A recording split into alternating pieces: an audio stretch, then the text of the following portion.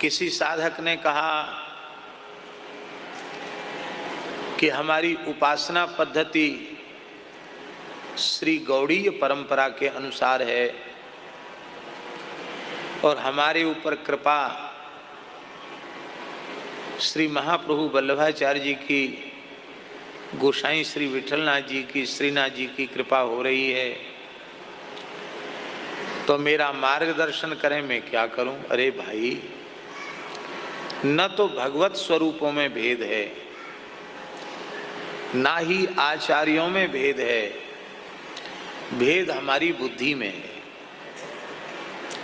संप्रदाय केवल इस सुविधा के लिए हैं कि किसी एक सिद्धांत का, एक परंपरा का आश्रय लेकर उस पर चल पड़ो और लक्ष्य तक पहुंच जाओ।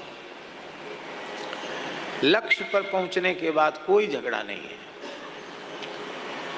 ठाकुर जी, आपने नाम सुना होगा, श्रीपाद तीन कौड़ी गोस्वामी गौड़ीय परंपरा के महान नाम जापक सिद्ध संत थे, जिनके शिष्य परम पूज्य श्री विनोद बाबा जी महाराज बरसाना धाम में रहकर आज भी 3.5 लाख नाम नित्य करते हैं। रात्रि को 3 बजे उठ जाना, स्नान आदि करके लगभग 3:45-4 बजे तक वे आसन पर बैठ जाते हैं और शाम को 4 बजे ही आसन से उठते हैं।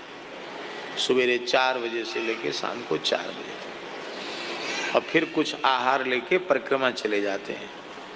परिक्रमा करके आते हैं तो फिर नाम संकीर्तन खूब बढ़िया से होता है, 24 घंटे में एक बार पाते हैं। अच्छे संत हैं, हमारे ब्रज की विभूति है। तो व्यास जी श्री तीन कौड़ी गोस्वामी जी महाराज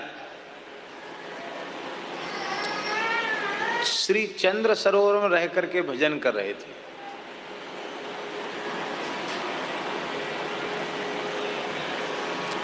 कहाँ?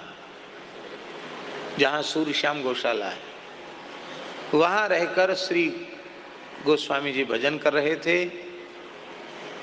साक्षात श्री वल्लभाचार्य महाप्रभु उनके सामने प्रकट हुए, उनको सत्संग प्रदान किया। तो श्री वल्लभाचार्य जी अपने मन में सोचते कि तो गौड़िया महात्मा हैं, ये भजन कर रहे हैं, तो हम इनको दर्शन क्यों दें। तो भैया, ये छोटे लोगों में भले ही भेद हो कि ये रामानंदी, ये कृष्णानंदी, ये वल्लभकुली, ये गौड़िया, ये अमुक, ये तमुक, उस लक्ष्य पर पहुँचे हुए जो आचार्य हैं, भगवत प्राप्ति जिन्होंने कर ली है, उनमें कोई भेद होता नहीं है। इसलिए अपने आप को ठाकुर जी के चरणों में सुपुर्द कर दो और खूब हरि नाम का आश्रय लो।